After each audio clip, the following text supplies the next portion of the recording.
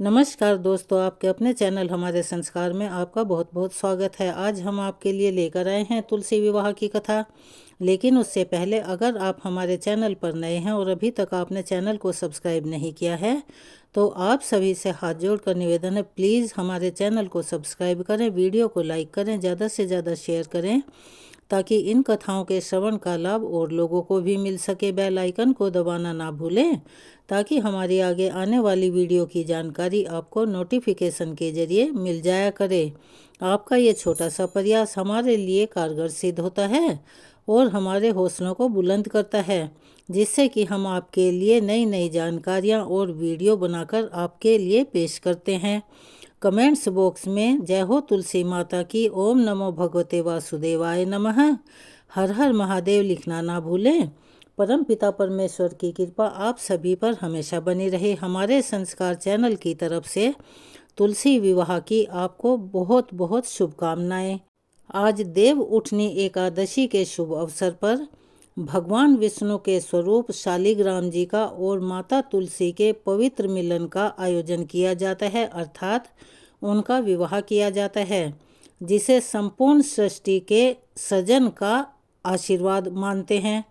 इस शुभ अवसर पर सभी भक्त तुलसी जी के विवाह के माध्यम से अपनी भक्ति को नया जीवन देते हैं, यानी कि भक्ति भाव से उसे ओतप्रोत करते हैं और तुलसी माता के साथ ही शालिग्राम भगवान जी का भी आशीर्वाद लेते हैं।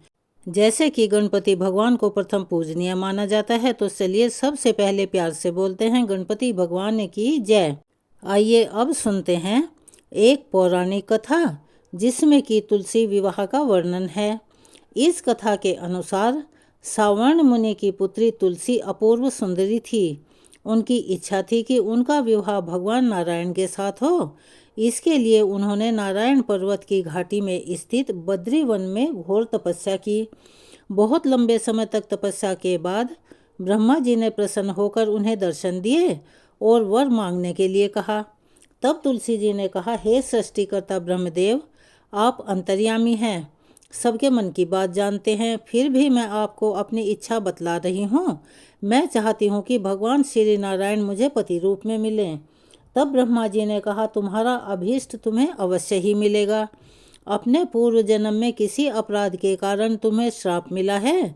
इसी प्रकार भगवान श्री नारायण के एक पार्षद को भी दानव कुल में जन्म लेने का शाप मिला हुआ है। दानव कुल में जन्म लेने के बाद भी उसमें नारायण का अंश विद्यमान रहेगा। इसीलिए इस जन्म में पूर्व जन्म के शाप के शमन के लिए संपूर्ण नारायण तो नहीं, लेकिन नारायण के अंश से युक्त दानव कुल में जन्मे उस शापग्रस्त पार्षद से तुम्हारा विवाह होगा। शाप मुक्त होने पर भगवान श्री नारायण सदा सर्वदा के लिए तुम्हारे पति हो जाएंगे। तब तुलसी जी ने श्री ब्रह्मा जी के इस वर को स्वीकार कर लिया, क्योंकि मानव कुल में जन्म के कारण उन्हें मायावी भोग तो भोगना ही था। अब तुलसी बद्रीवन में ही रहने लगी। नारायण का वह पार्षद दानव कुल में शंखचूड़ के नाम से पैदा हुआ। कुछ समय के बाद वह भ्रमण करता हुआ बद्री वन में आया। यहाँ तुलसी जी को देखते ही वह उन पर मोहित हो गया। तुलसी जी के सामने उसने अपने साथ विवाह करने का प्रस्ताव रखा। इतने में ही ब्रह्मा जी वहाँ आ गए और तुलसी जी से कहा, तुलसी, शंखचूड़ को देखो, कैसा देवोमयी इसका स्वरूप है। दानव के कुल में जन्म लेने के बाद भी ऐसा लगता है मानो इसके शरीर में नारायण का ही वास हो। तुम प्रस्ताव को सहज स्वीकार कर लो। तुलसी जी को भी लगा कि उनकी तपस्या पूर्ण हुई, उन्हें इच्छित फल मिला है। इस प्रकार शंखचूड़ के साथ उनका गंधर्व विवाह हो गया और वह शंखचूड़ के साथ उसकी पत्नी बनकर महल में आ गई। शंखचूड़ ने अपनी परम सुंदरी सती साध्वी पत्नी तुलसी के साथ बहुत दिनों तक राज्य किया। उसने अपने राज्य का इतना विस्तार कर लिया कि देवलोक तक उसके अधिकार में आ गया। स्वर्ग का सुख भोगने वाले देवताओं की दशा अब दयनीय हो गई। शंखचूड़ किसी को कष्ट नहीं देता था, पर अधिकार और राज्य छिन जाने से सारे देवता मिलकर श्री ब्रह्मा, विष्णु और शिवजी की सभा में गए तथा अपनी मुसीबत उन्हें सुनाई। तब ब्रह्मा जी ने कहा, तुलसी परम साध्वी है, उनका विवाह शंखचूड़ से मैंने ही कराया था। शंखचूड़ को तब तक नहीं हराया या मारा जा सकता जब तक तुलसी को न छला जाए। तब श्री विष्णु ने कहा, शंखचूड़ पूर्व जन्म में मेरा पार्षद था। श्राप के कारण उसे दैत्य कुल में जन्म लेना पड़ा। इस जन्म में भी मेरा अंश उसमें व्याप्त है। साथ ही तुलसी के पतिव्रत धर्म से वह अजेय भी है। फिर देवताओं की सहमति से भगवान शिव ने शंखचूड़ के पास संदेश भिजवाया कि या तो वह देवताओं का राज्य लौटा दे या फिर उनसे युद्ध करे। शंखचूड़ शंकर जी के पास पहुंचा और उसने कहा, देवाधिदेव, आपके लिए देवताओं का पक्ष लेना उचित नहीं है। राज्य का विस्तार करना तो हर राजा का कर्तव्य और हक है, और मैं किसी को भी दुखी नहीं कर रहा हूँ। आप देवताओं से कहिए कि वे मेरी प्रजा होकर रहें। मैंने आपका भी कोई अपकार नहीं किया है। हमारा आपका युद्ध शोभा नहीं देता, और अगर इस युद्ध में आप हार गए तो यह तो बड़ी लज्जा की बात हो जाएगी। अगर मैं हार गया तो आपकी कीर्ति बहुत अधिक नहीं बढ़ेगी। शंखचूड़ की बात सुनकर भगवान शंकर हंसे। वे तो सब रहस्य जानते थे। तुलसी और शंखचूड़ के पूर्व जन्म के शाप की अवधि अब लगभग पूरी होने को थी। भगवान शंकर बोले, शंखचूड़, इसमें कीर्ति और लज्जा की तो कोई बात ही नहीं। तुम देवों का राज्य लौटाकर उन्हें उनके पद पर प्रतिष्ठित होने दो। युद्ध से बचने का यही एक उपाय है। तब शंखचूड़ ने कहा, मैंने तो युद्ध के बल से ही देवलोक को जीता है, और कोई उसे केवल युद्ध के द्वारा ही वापस ले सकता है। यही मेरा अंतिम निर्णय है, मैं जा रहा हूँ। ऐसा कहकर शंखचूड़ चला गया। उसने अपने राजमहल में वापस आकर अपनी पत्नी तुलसी को सारी बातें बताई और कहा, कर्म भोग सब काल सूत्र में बचा है। जीवन में हर शोक, भय, सुख, दुख, मंगल, अमंगल सब कुछ काल के अधीन है। हम तो केवल निमित्त मात्र हैं। संभव है कि भगवान शिव देवों का पक्ष लेकर मुझसे युद्ध करें, लेकिन तुम चिंता मत करना, तुम्हारा सती तेज मेरी रक्षा करेगा। और फिर दूसरे ही दिन भगवान शंकर के नेतृत्व में देवताओं ने युद्ध छेड़ दिया। शंखचूड़ ने भीषण बाण की वर्षा करके उसका वेग रोका। उसके प्रहार से देवता डगमगाने लगे। फिर उसने दानवी शक्ति का प्रयोग करके मायावी युद्ध आरंभ कर दिया। युद्ध स्थल पर वह कभी किसी को दिखाई नहीं देता था, पर उसके अस्त्र शस्त्र प्रहार कर देवों को घायल कर रहे थे। देवगण अपने अस्त्र चलाए भी तो किस पर चलाएं, क्योंकि कोई शत्रु तो सामने था ही नहीं। कई दिनों तक इस तरह से भयंकर युद्ध चला। शंखचूड़ पराजित नहीं हुआ। तब भगवान शिव ने श्री विष्णु से कहा कि हे हरि, कुछ उपाय करो, अन्यथा मेरा तो सारा यश मिट्टी में मिल जाएगा। भगवान श्री विष्णु ने सोचा, बल से तो शंखचूड़ को कभी भी हराया नहीं जा सकता, इसीलिए अब हमें छल का ही सहारा लेना पड़ेगा। उन्होंने तुरंत अपना स्वरूप शंखचूड़ जैसा बनाया और अस्त्र शस्त्र से सुसज्जित होकर वे महल में तुलसी जी के पास आए और बोले, प्रिय, मैं युद्ध जीत गया। सारे देवता भगवान शंकर समेत हार गए। इस खुशी में आओ मैं तुम्हें अंक में लगा लूं। अपने पति को प्रत्यक्ष खड़ा देख और विजय का समाचार सुनकर वह दौड़कर मायावी शंखचूड़ के गले से लिपट गई, और इस प्रकार पति पत्नी दोनों ने आलिंगनबद्ध होकर खूब आनंद मनाया। इधर पराये पुरुष के साथ इस प्रकार के व्यवहार से तुलसी का सती तेज नष्ट हो गया। उनका सती तेज तो शंखचूड़ की कवच के रूप में रक्षा कर रहा था। वह कवच अब नष्ट हो गया था। अब युद्ध के मैदान में इधर शंखचूड़ शक्तिहीन हो गया। यह जानते ही भगवान शंकर ने अपने त्रिशूल से उस पर प्रहार कर दिया। त्रिशूल के लगते ही शंखचूड़ जलकर भस्म हो गया। शंखचूड़ के मरने को जानकर अब श्री विष्णु अपने असली रूप में आ गए। सामने अपने पति शंखचूड़ के स्थान पर भगवान विष्णु को खड़ा देखकर तुलसी बहुत आश्चर्यचकित हुई। अब उन्हें पता लग गया था कि स्वयं नारायण ने उनके साथ छल किया है। तब क्रोध में आकर उन्होंने नारायण को श्राप दिया कि एक सती स्त्री का सतीत्व भंग करने के अपराध में आप हृदयहीन पत्थर हो जाओ। तब भगवान श्री विष्णु ने तुलसी जी के श्राप को शिरोधार्य करते हुए कहा, तुम्हारे और शंखचूड़ के कल्याण के लिए ही मुझे ऐसा करना पड़ा। तुम दोनों को शाप मुक्त करना था। तुम भी अब शरीर त्याग कर तुलसी बिरवा के रूप में जन्म लोगी और मेरी पूजा तुलसी दल से होगी। मैं शालिग्राम पत्थर बनूंगा। मेरे शीश पर तुम सदैव आदर से विराजमान रहोगी। तुम्हारे पति की हड्डियों के चूर्ण से शंख की उत्पत्ति होगी। उस शंख ध्वनि से देवताओं और मेरी पूजा आराधना हुआ करेगी। जहाँ शंख ध्वनि होगी वहाँ सदैव मैं मंगलमयी विराजमान रहूँगा। तुमने पूर्व जन्म में बद्री वन में मुझे पाने के लिए बड़ी कठिन तपस्या की थी। अब अगले जन्म में मैं नारायण प्रस्तर के रूप में बद्रीनाथ वन में स्थापित होऊंगा और मेरी पूजा अर्चना फल फूल से न होकर तुम्हारे तुलसी दल से ही होगी। मेरे शीश पर विराजमान होकर तुम मुझसे भी ऊंचा पद प्राप्त करोगी और मेरा भोग भी तुम्हारे बिना स्वीकार नहीं होगा। तो चलिए एक बार प्रेम से बोलिए तुलसी माता की जय, श्री विष्णु भगवान की जय। चलिए अब अपने नियम के अनुसार हम करते हैं तुलसी चालीसा का पाठ। जय जय तुलसी भगवती सत्यवती सुखदानी, नमो नमो हरि प्रेयसी श्री वृंदा गुण खानी। श्री हरि शीश विराजिनी देहु अमरवर अम्ब, जनहित है वृंदावनी अब ना करहु विलंब। धन्य धन्य श्री तुलसी माता महिमा अगम सदा श्रुति गाता। हरि के प्राण हो से तुम प्यारी, हरि ही हेतु कीन्हो तप भारी। जब प्रसन्न है दर्शन दीनो, तब कर जोरी विनय उस कीन्हो।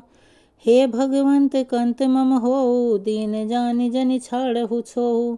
सुनि लक्ष्मी तुलसी की बानी, दीन हो श्राप कद्ध पर आनी। उस अयोग्य वर मांगन हारी, हो विटप तुम जड़ तनुधारी। सुनि तुलसी ही सप्यो थे ठामा, करहु वास तुहु नीचन धामा। दियो वचन हरि तब तत्काला, सुनहु सुमुख जनि होऊ बिहाला। समय पाई विहोरो पाती तोरा, पूजिहु आच वचन सत मोरा। तब गोकुल मह गोप सुदामा, तासु भई तुलसी तू बामा। कृष्ण रास लीला के माही, राधे शक्य प्रेम लखि नाही। दियो श्राप तुलसी ही तत्काला, नरलोक ही तुम जन्महु बाला। यो गोप वह दानव राजा, शंख चूड़ नामक शिर ताजा। तुलसी भई तासु की नारी, परम सती गुण रूप अगारी। असदय कल्प बीत जब गयो, कल्प तृतीय जन्म तब भयो। वृंदा नाम भयो तुलसी को, असुर जलंधर नाम पति को। करी अति द्वंद अतुल बल धामा, लीन्हा शंकर से संग्रामा। जब निज सैन्य सहित शिव हारे, मरहि न तब हर हरि ही पुकारे। पतिव्रता वृंदा थी नारी, को न सके पति ही संघारी। तब जलंधर ही भेष बनाई, वृंदा ढिग हरि पहुँचो जाई।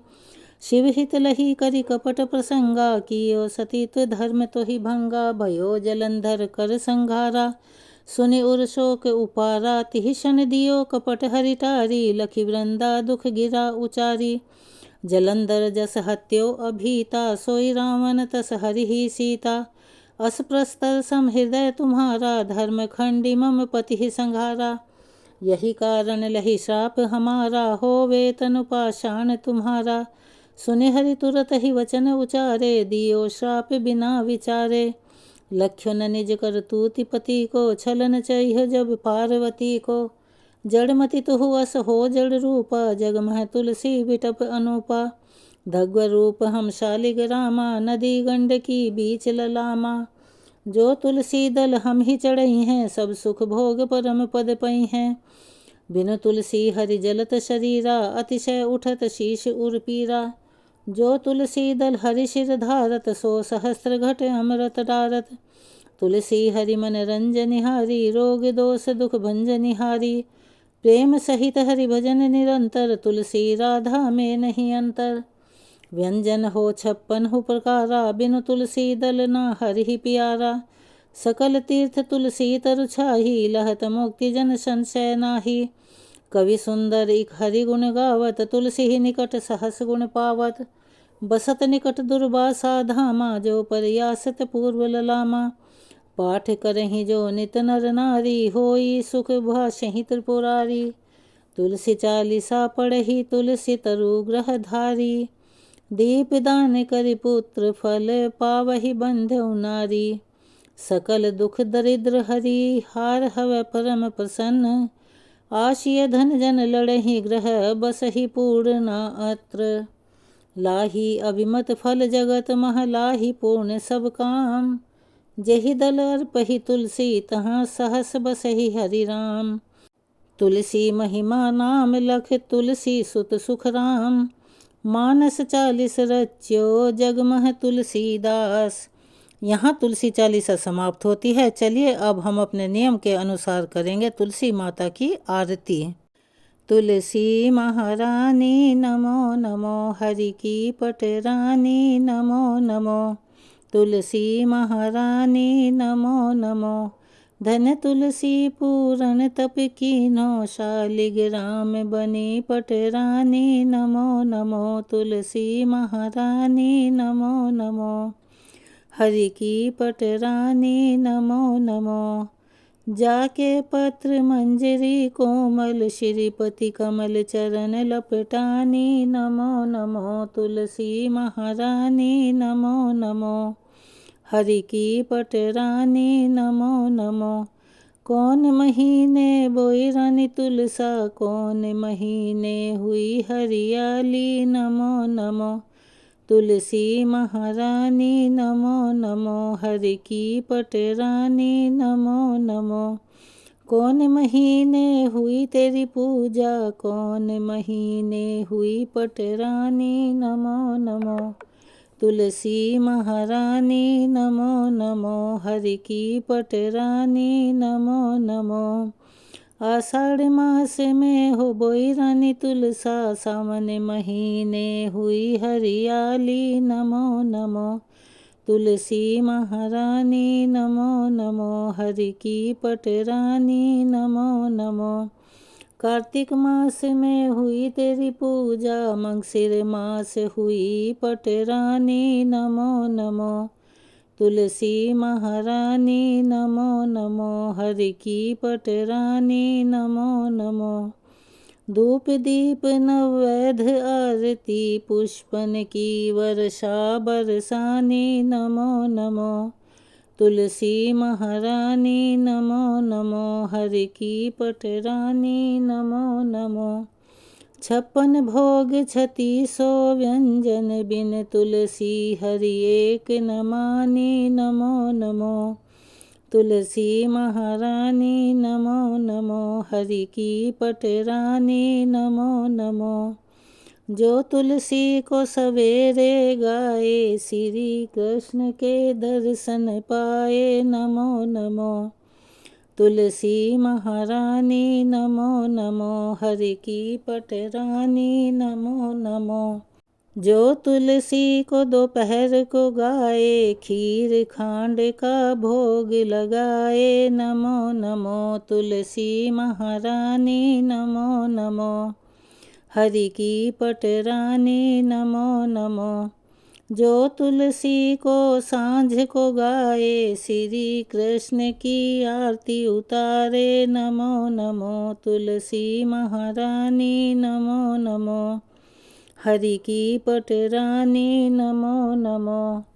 जो तुलसी को रात को गाए, श्री कृष्ण के चरण दबाए नमो नमो। तुलसी महारानी नमो नमो, हरि की पटरानी नमो नमो।